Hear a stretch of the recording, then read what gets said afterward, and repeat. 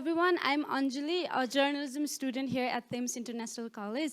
I welcome you all to witness and listen to this amazing story that is one of fortitude, hope, and inspiration. I am so fortunate and thrilled and a tad bit nervous to be moderating this book talk because this person is very special in my life. I grew up in a Kopila Valley Children's Home. I was adopted at the age of 6, and that was when I started dreaming, hoping, and achieving in life. To the whole world, she is an American philanthropist, a 2015 CNN hero, an amazing human being who have perseverance, character, and a huge heart. But to me, she is a mom. She is my core, my strength, my heart, my everything. She's very important to me. So please welcome my dear mother, Maggie Doyne.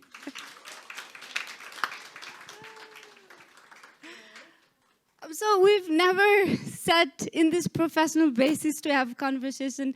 My question to you is, how are you feeling? This is my very first interview with one of my own kids. So I'm good. I'm happy. I'm happy, I'm emotional. I'm so proud of you.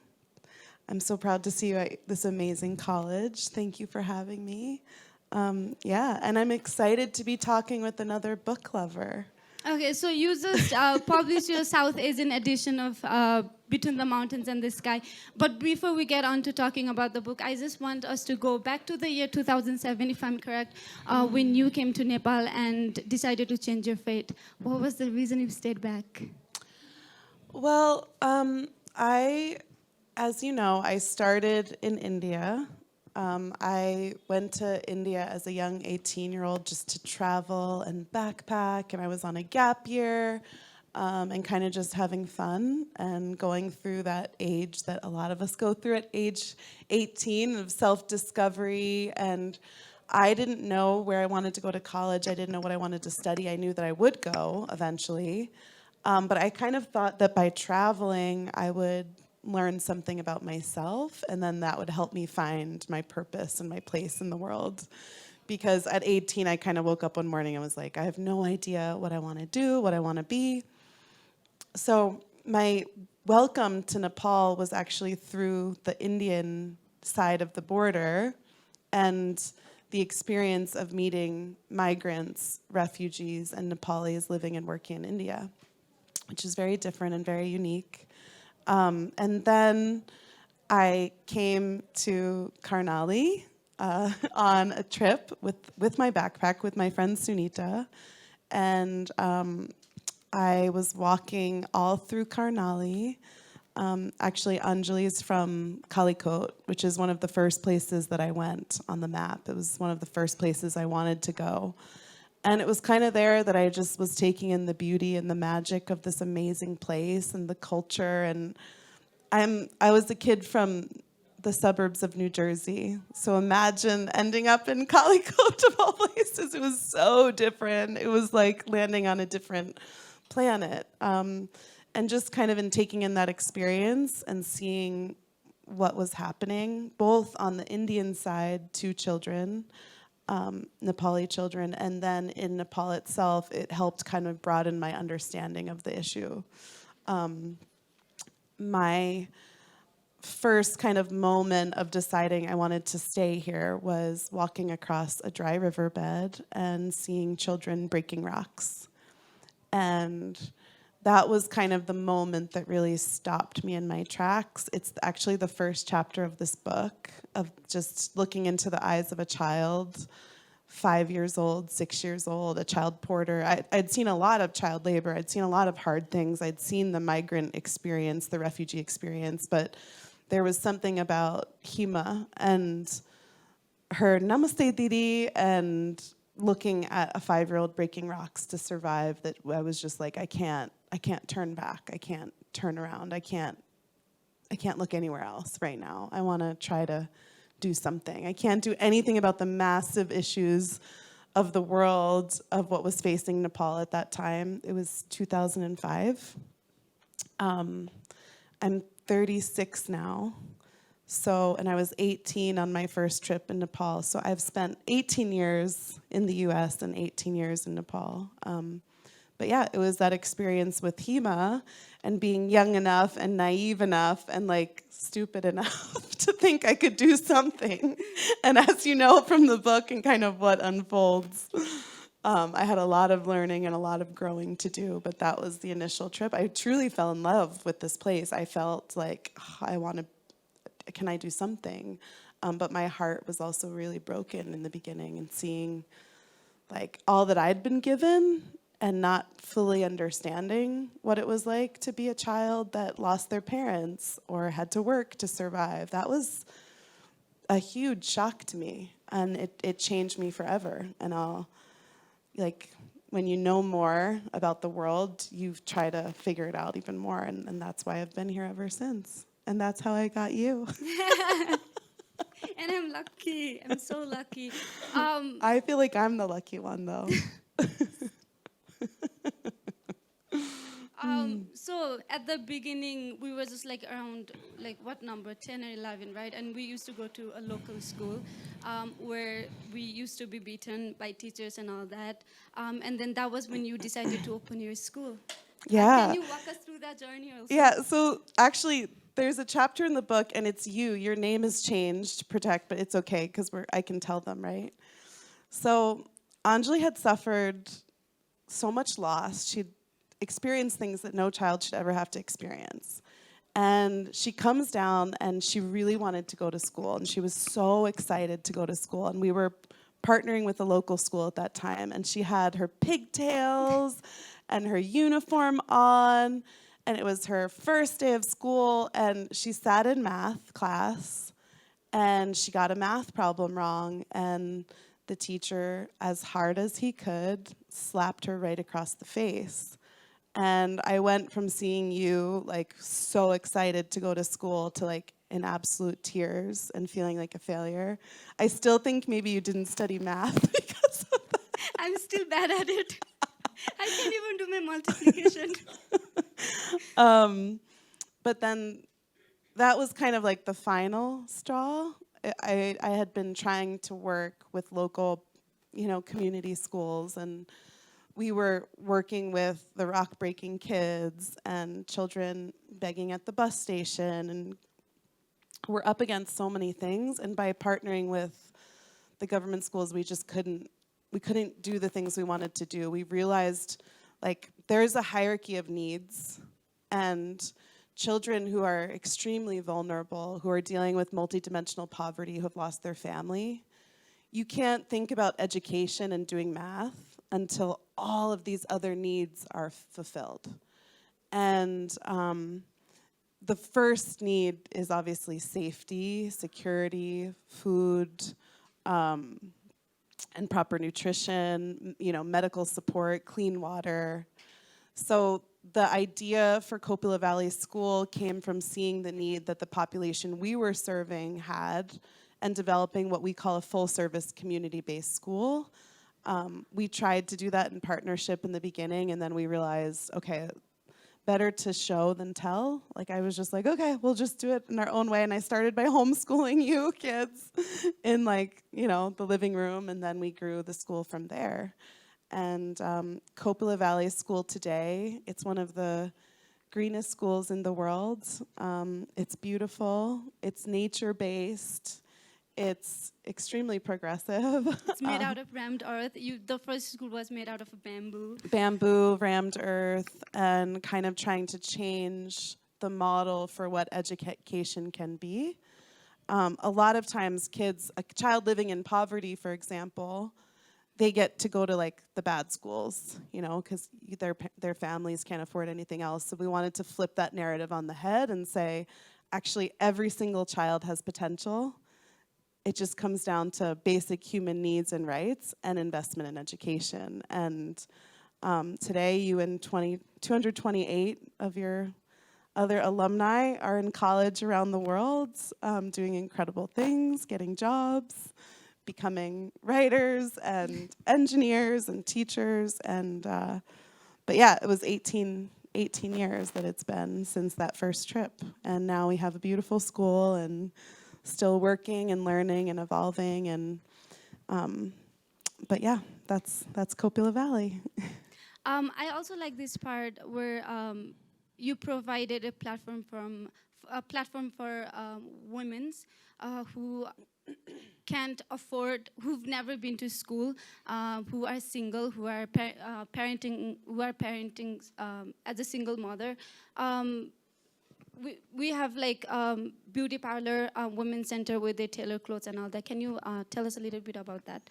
Yeah, so one of my early passions, I met my co-founder, Taupe, and we built this sort of community-based organization. And what you realize when you start working with the community is that, one, they have all of the solutions and ideas, and two, all of these problems are really interrelated. So, for example, when a child becomes an orphan, 10,000 things have already gone wrong, right? Like, no child should have to grow up without biological family. And if you look at the implications and kind of what goes down to create that, the death, loss, lack of medical infrastructure, you know, these severe accidents in rural areas, the migrant experience, which is deteriorating the Nepali family as well. You realize, like, these issues are so interrelated, and so I really became early on an advocate for orphan prevention. The worst thing that can happen is for children to have to come into a home, a children's home, to be pulled out of their community, their culture. And in taking a really strong stance on that, I realized we had to get into community development, family development, economic development, skills training, and that became one of our first and biggest programs, the Kopila Valley Women's Center, which supports mothers and gives them the skills, the empowerment, the rights, the knowledge, the confidence that they need to nurture and take care of their own children, empower their own lives. But that was one of the earliest steps that we took at Kopila Valley, and I love it. I love the Kopila Valley Women's Center. And kind of that modality of getting to the root cause of these issues with the Women's Center was one of the first steps that kind of took me on that learning journey of how do we prevent these tragedies from happening in the first place. Yeah. Okay, so let's come back to the book. So the title of the book is very poetic. I want to know if there's a meaning behind it. And also tell a little bit about what the book is about.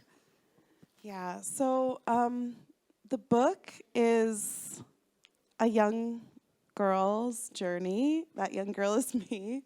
It's told through my own perspective in real life time.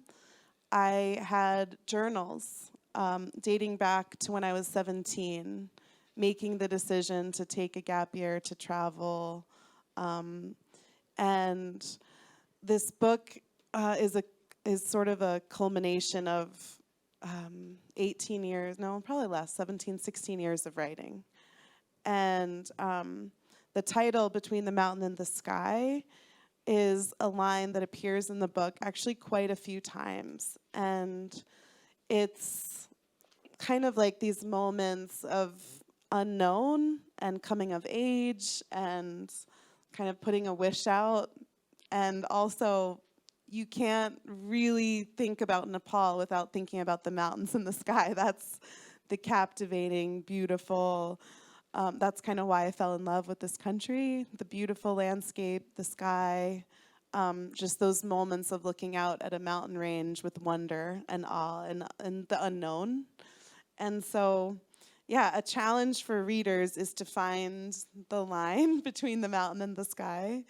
And the cover is me with one of Anjali's little brothers in front of our front yard. And it was a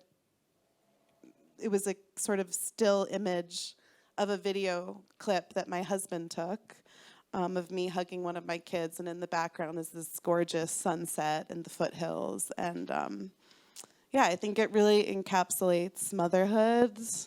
And there's a lot of metaphors in the book, like tree and a lot of nature in the book. And I think that's because nature was so important to me as a child. It was so important to the way that I raised you kids.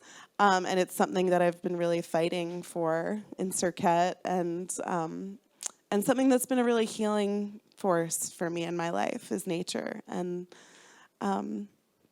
I love trees, I love butterflies. All of those metaphors are definitely very present in the book and very present in my life today. And kind of where I go when I'm struggling and when I want to heal is to the forest, to the trees, to nature. And obviously we built a nature-based school because of that. I want every child to be able to be raised in nature with trees and butterflies and birds. And I think we have to fight for that. Obviously, I've read the book. You sent it to me as a birthday gift, and I stayed up the whole night, read it. I was crying the whole night, and then in the morning, I talked to one of my brother, and we had a 2-hour conversation. But obviously, your story is not of bliss. It's not of just happiness. It's of sadness. You being a foreign 18-year-old girl coming to Nepal, fighting with local people for to build a house. I just want to know, what was the most, you obviously you've lived that life and you had to write it again, and you even did, there is also an audio of the book, right? And you had, Audible, read it, the whole book again. What was the most difficult part of writing the book, and what was the most rewarding? It was hard to relive a lot of the trauma and the mistakes, and one feeling that kept coming up was just shame of the mistakes I made, just the times that I did fail, and of having to say really hard truths that are sometimes hard to admit to yourself. And I kind of had a choice. I could write a book that was just glossy and happy, and this was all easy, or I could tell some really hard truths. And right away, actually the opening of the book is a letter to the reader. And it says, this is my story. It's the only one that I'm equipped to tell. And I realized in writing the book, I really wanted to pass on something real and meaningful and truthful to the next generation of people that will do this work probably better than I did.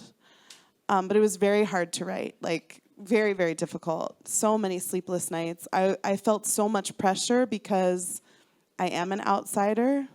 Even though I've grown up, and a lot of my experience has been here, I'm still a guest. And I felt how can I do Nepal justice? How can I do you kids justice? How do I protect you? How do I tell enough truth while also keeping some things to myself? How do I make it so people feel hopeful and inspired, but also feel that this is a call to action? There were parts, I wanted to give up 1,000 times. I wanted to quit so many times. And do we have any aspiring writers? Are any of you writers in the room? Yeah. It's so hard. It's just such a journey. And the only thing I can say is just keep writing. Actually, I want everyone to be a writer. I want everyone to journal, to fall in love with that process. But I think in the beginning, when you set out to write a book or an article, you think of this very romantic, I'm going to have my coffee and be in a cafe, and I'm just going to, beautiful words are just going to come out. And then it's not like that at all. It's hard, it's grueling, it's deep, you think you suck at everything. You read something and you feel like it's total crap. And but then you have to kind of push through that. And I did. And it was hard. It was, I thought, impossible. But then you get to that impossible thing. You get through it. And it was very healing. It was very, very healing. And in the beginning, I just had to surrender. I was like, it's not a book about the Nepali experience because I'm not Nepali. I'm not from Karnali. I will never do this place justice because the Nepali experience is deep and complex and so diverse. And it's my story. It's the only one I'm equipped to tell. And then in the end, I say, I really want you all to write your stories too. And I went with an amazing Nepali publisher, QC, they're here, and they really believe in promoting writing and art and like good writers and books, and that's like all I can say is I think I wrote this to all of you kids when I gifted you the book. I wrote little love letters in the front and just said, like, I hope someday you'll keep writing your own stories. And you have, so my work is done now. Your book is the next one. I get inspired from you every single day. Your words are magical. So the book covers every background. There's even a little note over here, a mother's story of loss, of love, loss, healing, and hope. It has everything in it. What is one thing you hope the readers will take away from this book, Between the Mountain and the Sky? So the book is framed with love letters. It's love letters to my children. There's a love letter to myself. There's a love letter with my hopes and dreams for the future. One thing that I hope is that people feel inspired to write little love letters, little rememberings. I also think it's a call to action at the end. It's one of the last lines of the book is, we move best when we move together. So it's kind of like a call to come together. I think it's a call to travel. I write about Karnali, which is a place that I love so much. It's my home, it's my heart. So I hope people read it and do want to travel and discover the beauty and the people and the magic of this place and this country. And then it's a call to action to do better for children. And that we, as a human family, can't find our way to peace and the world that we want to live in until we find a way to take care of everyone, every child, every human being. And I think that's very, very evident kind of in the book.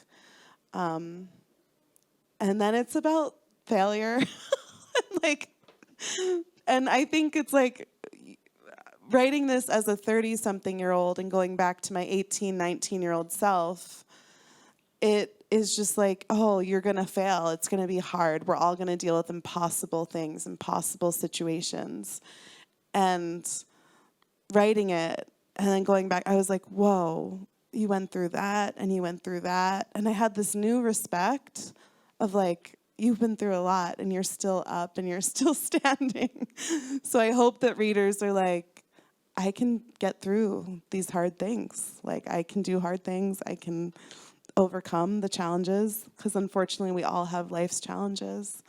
I don't know, how did you feel when you read it? Like, what was your takeaway? Like, besides crying all night? It felt like I was reading a lot of things that you never told us as a parent, because there were so many challenges you had to face. We never noticed that. You were even threatened by government and all that. I never knew that. And that was, for me, pretty heartbreaking, because I feel like you were also very young, and at that age, getting threatened, like, no one should go through that. And honestly, I was so proud. I sniffed every pages.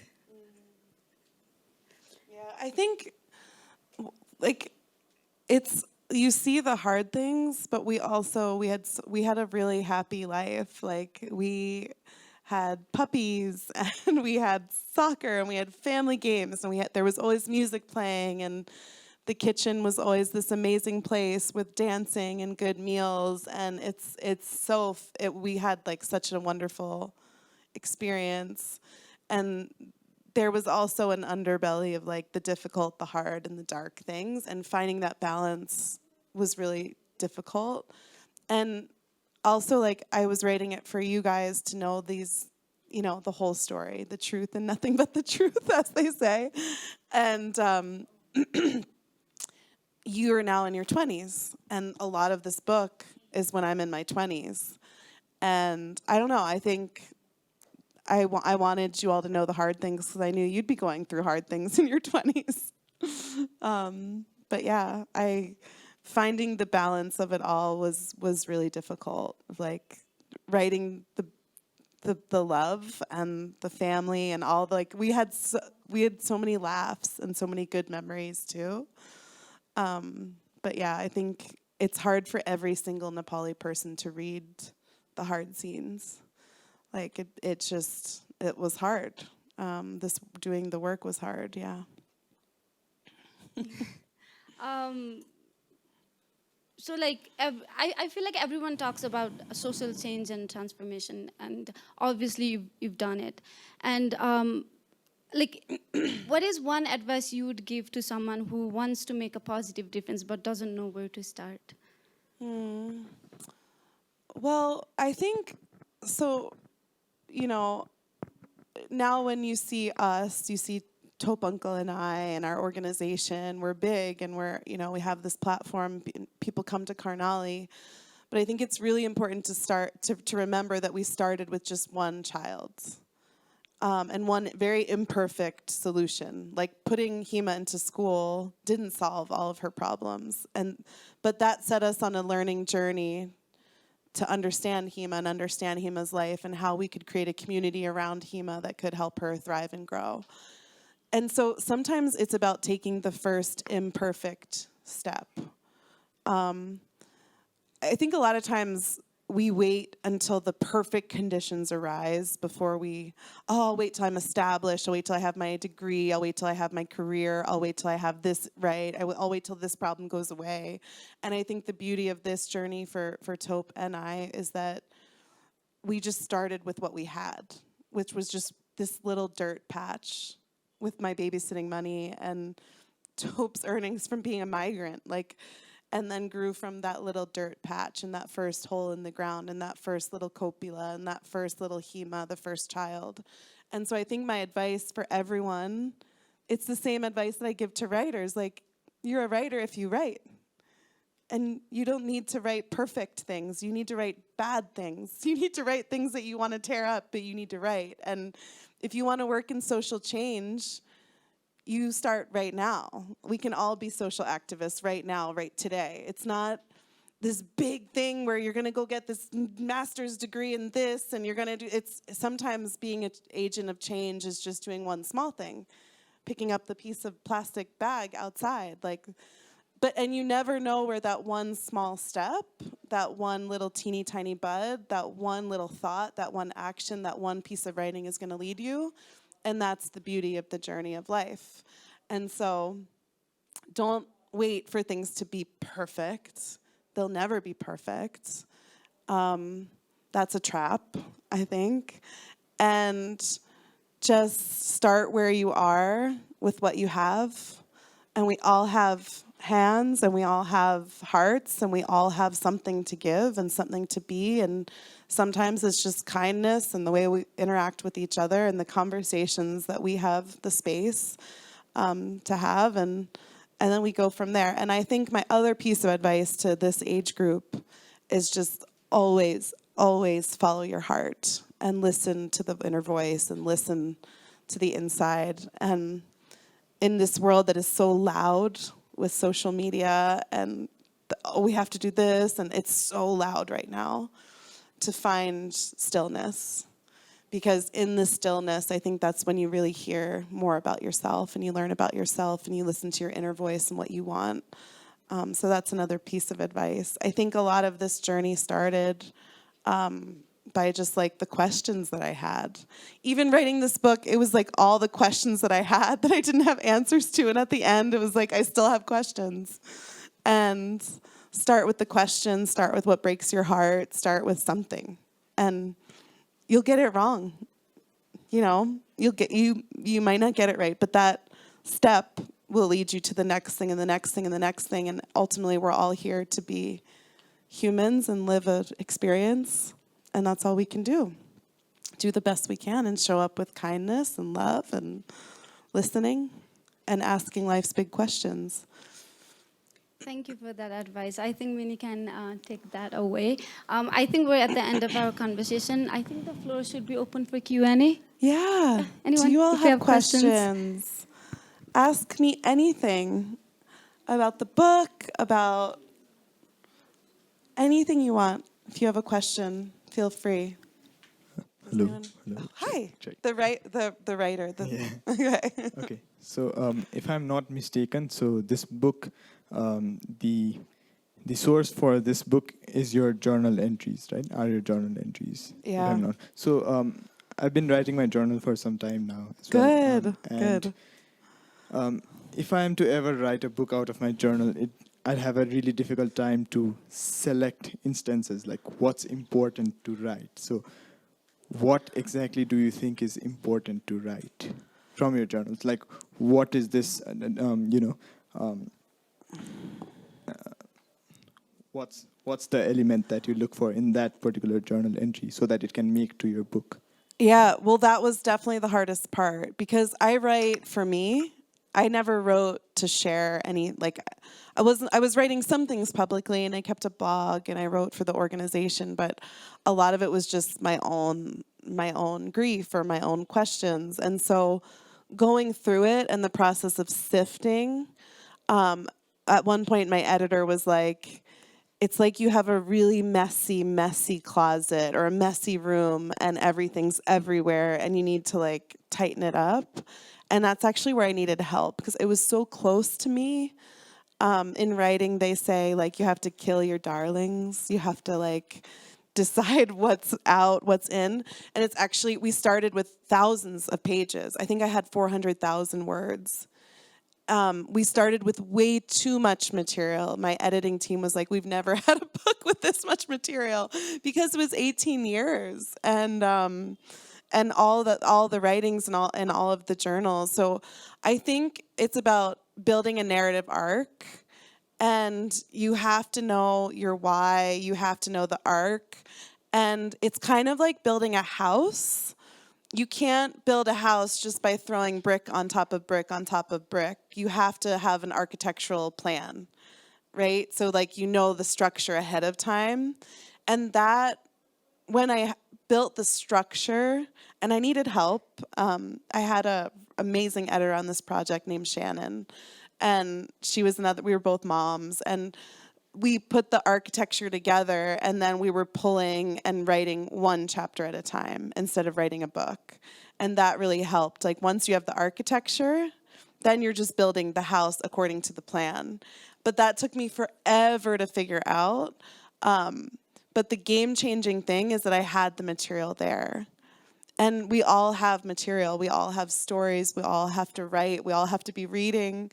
So, and you'd be amazed at like what you forget. Like things you'd think, I'll never forget this. I'll never forget this pain. I'll never forget this funny thing that happened that's so ridiculous no one would believe it. You do forget. And so that's the beauty of a journal, even for the people that aren't journal writing. Like it will change your life, this practice.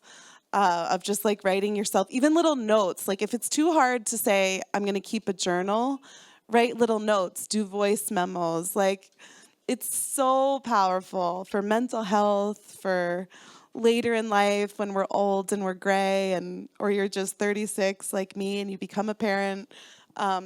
So I think architecture is really important in narrative arc, and I needed a lot of help with that. I actually didn't go to college. So I didn't have the college degree to teach me to build that. I had to go read books. I read all of Stephen King's work. I read all of Anne Lamott's work. I read every book I could on writing too, and that really helped. Thanks. And I hope you like it. I hope you all like the book. It's definitely not like a how to build an organization book. It's straight up memoir. It's straight up heart. There's a lot of love story, a lot of, yeah. Anything else? Yeah, sure. Hello, Maggie, and I would like to tell you that you're such a beautiful person, Thank inside out, and you just inspired me a lot. So I just want to ask you that there's a lot of youths who are going abroad, even right now. So you came all the way from US and you stayed here and you did so much more. And what do you want to tell the youths that are applying to go abroad and because they see that there's no opportunity here? So what do you want to tell youths like us? I think there's so much opportunity here. so much opportunity. And there's a lot of people that are going out and that are making that really difficult and impossible decision. There are a lot of people that are being forced, you know. If I look at the Karnali, the experience of Karnali, those are not people getting to go abroad to study. They're going abroad to make 10, 20, 30,000 rupees in a migrant work season on the side of a construction, you know, on the side of the road or construction project. So I'm speaking from a place of privilege. Like, it was a choice, it was a privilege, it was a gift to be able to travel. And I made this choice conscientiously. But I see a lot of opportunity in this place. I see so much beauty. I mean, I'm speaking as an American. We do not have things figured out over there. I feel like I chose really well for myself, the right place. And yeah, I mean, I really believe in self-determination and following everyone's journey and listening. But I believe in the future of Nepal. I really do, and I believe in this place. And I believe that the story is just beginning of what this place can be. And so I'm choosing to live my life here and raise my children here. And I feel really lucky to get to do that. And that's the only experience I can share. And yeah, from a nonprofit NGO, INGO perspective, I just really believe in creating opportunities. Is absolutely ridiculous that this country's greatest, you know, contributing factor to the GDP is migrant work and remittances. It's really sad, and we know that there's implications and true tragedy because of that. So we can't continue on this trajectory of hoping that the only future is remittances and migrant work coming from abroad, and that a 15-year-old from Karnali, their only hope is to go to India to work in or the UAE or Malaysia. Like, I think we can do better. I also think it comes from people in positions of power and privilege making those choices. We can't put that on the migrant population and tell them, you know, don't go abroad and build a house and be able to feed your family and send your child to school. It comes from the people in power and in privilege to make that choice and share those stories. And, you know, we even like going to public schools. Like, are we putting our children into public schools and government schools? Are we making that choice? So, yeah, I think I love it here. It's hard, it's not perfect, but no place is perfect, and it'll get better when we all come together and keep working here. You being 18 years old in that period of time, you had like a very, I think, a little bit comfortable life before you came here. So how did you cope with the failure of that? How did you cope with the feeling of being failed numerous amount of times? Because as a teenager and someone in early 20s, I think it's a lot difficult to cope with that feeling. So I really want to know about it. Yeah, thank you. So I come from like a typical middle-class family. I'm one of 3 daughters. I'm the middle daughter. The beginning of my journey was an adventure. Like, it was an adventure. It was, gosh, like, you know, hiking and packing up your backpack and getting to travel. It's such a gift. And I never felt like it was a hardship or it was a sacrifice. I always looked at it through a lens of like at learning and adventure. And then making the choice to raise children is obviously taking it to the next step and have kids and create a school, and there was a lot of risk involved. I think the greatest gift I had was my young age, because I knew that I had no answers. Like, I didn't know anything. And so I think knowing that I didn't know anything really helped, because I knew I had a lot to learn. And so every single step of this journey, from the time I was 18 and now speaking as a 36-year-old, I still don't know. I'm still like trying to figure it out, and I'm trying to learn. I'm asking questions. How do we do this better? How do we do this more ethically? How do we get to the root cause? How do we get into prevention? And that starting young and starting without being an expert in development, with just having my co-founder who was an orphan himself, who had this experience, and really listening to the people in the local community was key. And that's kind of what's carried me up until now in my career. I never go in thinking I have all the answers. I always just go in with questions, wanting to collaborate, wanting to learn, and really focusing on small, organic change that is slow, that takes time, that's really about education and learning and the learning journey and the questions. So, yeah, I think that really helped. But yeah, at the end of the day, had I failed, had my parents sent over my babysitting money and, something fell through, and had the ultimate failure would have been to have to pick up and leave, and everything, there was a lot of risk looking back at it, but I don't know. There was always something around the corner, and I did have my parents back in New Jersey and a house and food on the table that I could have gone back to, right? And each year I was like, well, I could go back to college. I could go back to college. When I'm ready, I'll go back. When I stop learning, I'll go back. When I need to learn more. And creating it as an organization that was run by Nepalis. I think that was really key as well. Like, we're run entirely by a Nepali team, which was the learning in the very beginning. Yeah, but we all fail. It's getting okay with that. So we have some pictures that I can show you all if you want to see them. We also have books. We have a student rate today for books. I'm going to be doing signings, so if you want a book for your friend, if you want a book for yourself, if you want a book for a sister, anyone, I'll sign books personally and write you little notes. And that's all we have. We can have some side conversation. And yeah, I'm going to show you a few pictures if that's okay. Is that cool? Yeah, do you want to click through for me, or do you want me to click? Okay, so that's me with my backpack, and that's me and my friend Sunita, who wanted to go to Kalikot and find her home in her village and go on that journey from India. Ora was the village that you were looking at, which is actually Pili is Anjali's village, and very, very close.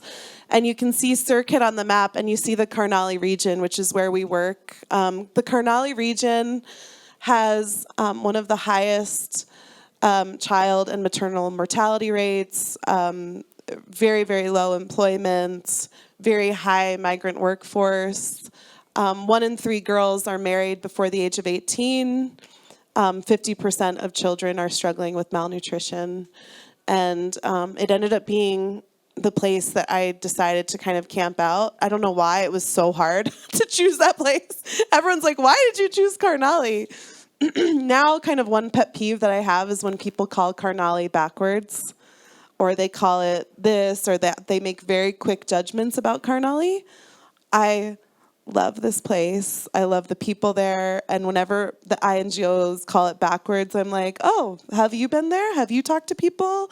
Like, because actually they just want jobs and opportunities and for their kids to go to school. I think that's very forward thinking. And this place that I really love has just suffered from poverty and underinvestment. That's it. It once was actually a very thriving region. This is kind of one of the first, I told you I got hit with very hard realities. One of them was just seeing the experience of a child laborer and a child porter. This is a girl who was working and carrying 120 pounds on her back as a porter in Circuit. And this was the rock breaking community. So kids were breaking rocks for about 100 rupees per day. If you filled up a huge bag the size of me, you'd make about 100 rupees. And the rock is sold as gravel for construction sites and road construction. And it's how children were surviving. And when I saw the rock breaking community, that's where I wanted to start. And I was like, one day I want to walk across this river and I don't want to see a single child breaking rocks, and I'll stay in Nepal until that's done. And today there's not a single child breaking rocks in Surkhet on the riverbed. This is Hema, and Hema is the first chapter of the book. It's called Rock Breaking Girl, and it's kind of how it begins, of just looking. I say a line in the book that's like, she looks at me like I have the answers, and I look at her like she is the answer. And she stopped me in my tracks because she actually smiled this like big, beautiful smile and said, "Namaste, Didi." It wasn't like her sadness that stopped me, which I think is really interesting. It was her joy. This is Hema at school. Yeah, where everything kind of starts to change, and she starts like killing it in kindergarten. There was a lot more to go, but the beginning was that.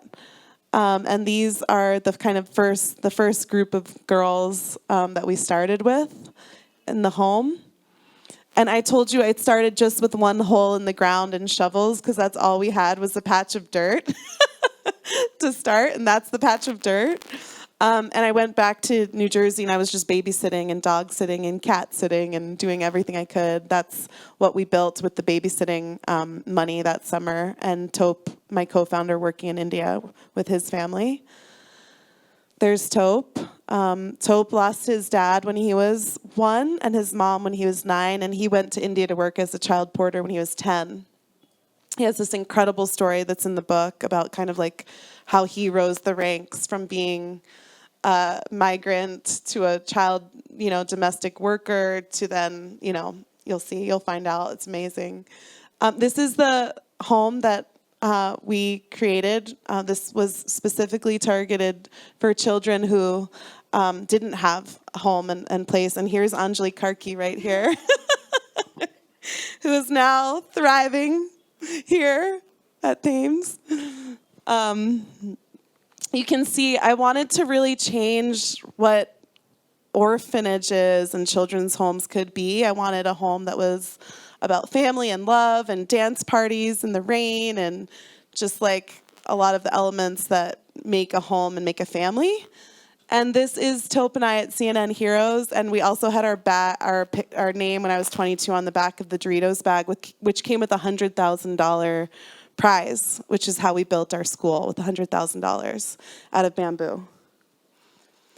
So when you look at solving these problems, you start with one thing, but then you realize how interconnected it is. So these are kind of the different programs that we have: sustainability, safe housing, empowerment, quality education, career readiness, home, family. These are all the things that are really important that make BlinkNow what it is. And the perfect situation is that a child is, having all of these things. And it doesn't matter. Who cares if you're born in Jumla, Humla, Kalikot, Dolpa, Mugu? You should have all of these things. These are all the things that you had that got you to college. So our goal is that every single child, no matter who they are, where they're born, what circumstances they're born into, have access to all of these things that then help them thrive and grow and become who they're going to be. And we find human potential in everyone. And there are geniuses and brilliant creators and scientists sitting up all over this country. So it's just about making sure that their potential is found and that we give them what they need to be nurtured. So a perfect situation is that this child stays intact with their family in an empowered environment. And I think that's what we've evolved to as an organization at BlinkNow. In doing this work, you always want to be aligned with the SDGs. Our work touches all of the UN Global Sustainable Development Goals. And then this is just a really quick run through of our work and what we do, and you can click through super fast and get to signing. There's Anjali again. This is like our first family photo. And that's me when I'm your age, all of you here. I became a mom very, very young. Today I'm the mother to 76 children. And a house full of house parents, not just me. But Anjali was one of my top 10. And then this is, you kind of see the whole life cycle of a child from when they come in to growing up. We celebrate all holidays. We're non-religious affiliated. We do it all. Desai, Buddha Jayanti, which was this week, and Christmas, all of it. These are the house parents now, who I raise children with, and aunties. All of the aunties are important. This is our family today. That's my husband, Jeremy, who you'll read about in the book, in a very beautiful love story. And I have 2 biological children. Our children today are all over Nepal and the world. Anjali is studying journalism. I was recently hired by one of Nepal's leading newspapers. Can we clap for you? She's also working for KVS on Alumni Stories. But our kids are all over now, really thriving. This is how it started as Bamboo and expanded over the years. And this is Kopila Valley today, the greenest school in the world, completely self-sustaining with solar panels, edible landscaping, rammed earth architecture, rainwater harvest, all of the above, and so much more. Just scientists and quality. And I always say this is the school you'd want your kids to go to. You'd want your brothers and sisters to go to. There's even a suspension bridge that connects. Technology is really key. And then we launch our graduates through a futures program into their careers and get them ready for their careers.